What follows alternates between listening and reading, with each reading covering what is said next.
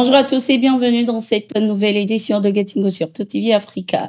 C'est une nouvelle escalade dans la crise entre le Niger et le Bénin. Lors d'une conférence de presse ce 1er juin, le Premier ministre du Niger, Ali Mahaman Lamine Zeine, a de nouveau accusé le Bénin de déstabilisation. Le Premier ministre du Niger a indiqué que les terroristes responsables de l'attaque meurtrière du 20 mai dernier sur la base militaire de Boni, située dans la région de Tillabéri au Niger, venaient du Bénin voisin. Aucune déclaration n'a été faite par les autorités béninoises pour démentir cette nouvelle accusation. Des dizaines de terroristes ont été neutralisés par l'armée nigérienne lors de cette attaque terroriste à Boni le 20 mai 2024. 7 soldats ont été également tués lors des échanges de tirs et 2 personnes blessées, dont un civil. Notons que le gouvernement nigérien avait déjà accusé le Bénin d'accueillir des bases militaires étrangères qui forment des terroristes pour la déstabilisation du Niger. Des accusations rejetées par la partie béninoise.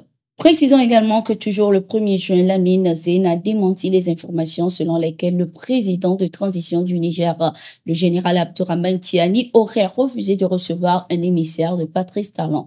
Quand il dit que le président Tiani a refusé de recevoir son émissaire, son ministre du pétrole, ce n'est pas un refus. En réalité, le chef de l'État était occupé, a précisé Lamine Zeine.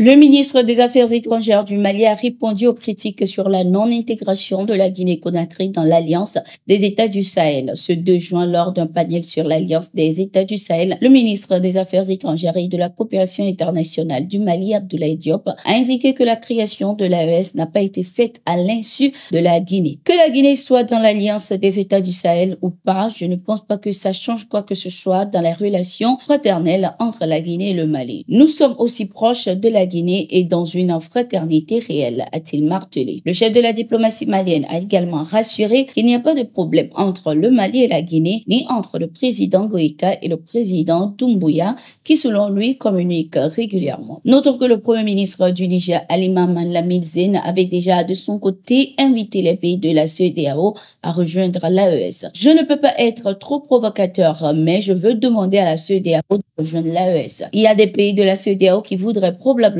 rejoindre l'AES parce qu'à l'intérieur de l'AES, c'est la culture de la souveraineté et de la dignité du continent, a-t-il déclaré. Le Burkina Faso a amorcé la deuxième phase de la lutte contre le terrorisme. C'est ce qu'a annoncé le capitaine Ibrahim Traoré, président de transition. Il a de ce fait eu des échanges directs avec les volontaires pour la défense de la patrie sur la tactique de guerre dans la deuxième phase de la lutte contre le terrorisme qui va consister notamment à l'aménagement du terrain avec la mise en place de dispositifs adéquats pour contrer les forces du mal. Le capitaine Ibrahim Traoré a en outre donné des conseils et des orientations pour permettre aux supplétifs de l'armée de se protéger afin de mener au mieux la lutte contre le terrorisme. Se référant aux potentialités culturelles, le capitaine Ibrahim Traoré a également invité les volontaires pour la défense de la patrie à tirer du substrat culturel des stratégies pour bien mener cette lutte.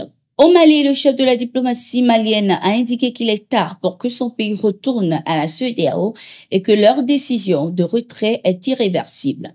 Abdoulaye Diop a révélé ce 2 juin 2024 que les ministres des Affaires étrangères des pays en transition avaient été les premiers à demander un dialogue avec la CEDEAO. Suite à cette demande, l'institution sous-régionale a aggravé des sanctions contre ses chefs de la diplomatie et les chefs d'État des pays en transition. On a été demandeur du dialogue qu'il amène aujourd'hui. N'est-ce pas trop tard?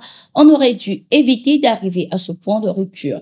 Comment je vais parler à tous ceux qui viennent aujourd'hui dire il faut dialoguer, il faut admettre les erreurs commises et nous laisser prendre le chemin qu'on a pris, a-t-il précisé. Notons que la CEDEAO, qui est la communauté économique des États de l'Afrique de l'Ouest, multiplie les actions, notamment la mise en place d'un comité ad hoc pour faire revenir les 3 pays, dont le Mali, le Burkina Faso et le Niger, sur leur décision de retrait. Pour le président de la commission de l'institution sous-régionale, il est important que les pays de la CEDEAO s'unissent. Nous sommes plus forts en tant que communauté. C'est comme une famille. Vous savez, on est toujours plus fort quand la famille est unie. Et pour nous, nous y travaillons toujours, vous savez, nous sommes toujours en négociation avec ces États membres pour garantir qu'ils restent au sein de notre communauté, a indiqué la vice-présidente de la commission de l'institution sous-régionale, Damtien Chichimbidja de son côté. En Afrique du Sud, le parti au pouvoir ANC a perdu de sa majorité au Parlement. Selon les résultats des élections générales, l'ANC n'a obtenu que 159 sièges sur 400, une claque sévère par rapport aux 230 parlementaires qu'elle compte dans le Parlement sortant. Ce résultat marque un tournant historique pour l'Afrique du Sud, où l'ANC jouit d'une majorité absolue depuis l'élection en 1994 de Nelson Mandela, qui a libéré le pays de l'apartheid. En perdant sa majorité absolue, le parti de Nelson Mandela doit forger des alliances, soit pour former un gouvernement de coalition avec un ou plusieurs partis, soit pour constituer un gouvernement minoritaire qui devra chercher au coup par coup des alliés pour faire passer ses projets de loi, notamment garder le président Cyril Ramaphosa au pouvoir pour un second mandat. C'est la fin de cette édition. Merci d'être resté avec nous. Nous sommes en continu sur nos différentes plateformes.